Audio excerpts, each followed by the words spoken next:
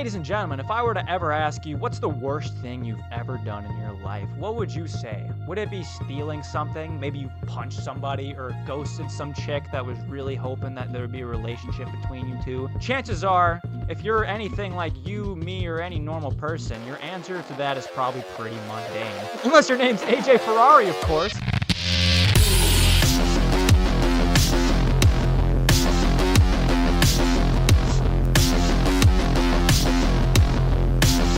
To those who don't know, at time of recording this, AJ Ferrari's sentencing was 2 days ago on August 24th, 2026. For those who don't know the story, a warrant was issued following an incident in 2025 for AJ Ferrari's arrest.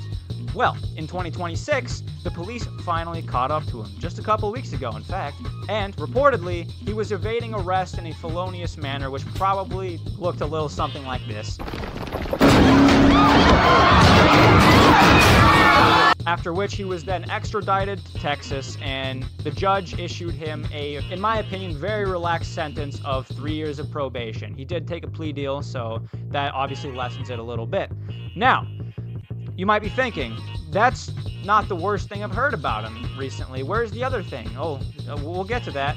Frankly, I think 3 years is a little bit crazy, especially considering in the penal code of Texas, if you even take a step in the wrong direction in the presence of a police officer, it's almost guaranteed jail time. So whether you think the sentencing was fair or not and the plea deal given to him was too generous, I still think this is an incredibly bad look for him to be getting arrested this often. Not to mention his wrestling career is probably already done, because if he's not able to wrestle during the probationary period, by the time he is able to wrestle, he's going to be like fucking 30 years old at this point. Like, I highly doubt any college coaches are going to take him, and I kind of strangely doubt he's going to appear on the senior level for some reason. Now, for those who patiently waited for the other part of the update that I haven't talked about yet, you probably already know what's coming. There's currently some ongoing charges against AJ Ferrari, if those two past ones already weren't bad enough. There's another pretty bad one that alleges that he was performing some combos from Mortal Kombat on a pregnant woman, or as we like to say in the great United States, collecting double XP. Now, his preliminary court hearing for that is scheduled for September 15th, 2026, so not too long after this,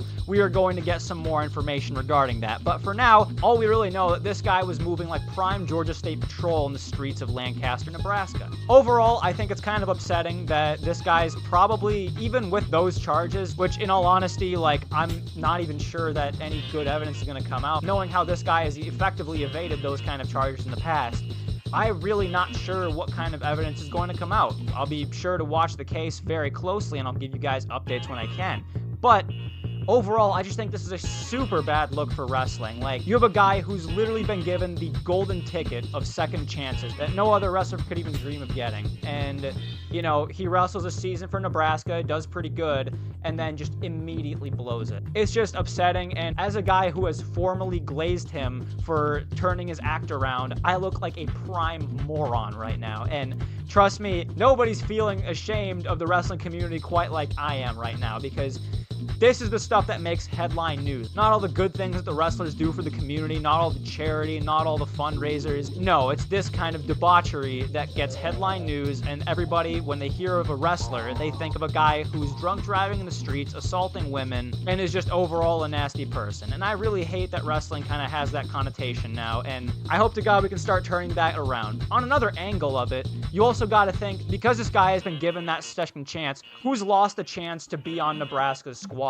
because they picked AJ Ferrari over them? You got to think of the people this also affects that haven't had their names widely publicized. There's probably heavyweights out there who weren't even scouted because the coaches were all fighting over AJ Ferrari. So those are my honest opinions. Please give me yours in the comments. If you think I'm completely wrong about all this, feel free to flame me. I read every single one of them, and it is just engaging at the end of the day. Anyways, if you want more updates like this, please like, subscribe, hit that share button, leave a comment down below if you agree or disagree. And once again, thank you guys so much for watching.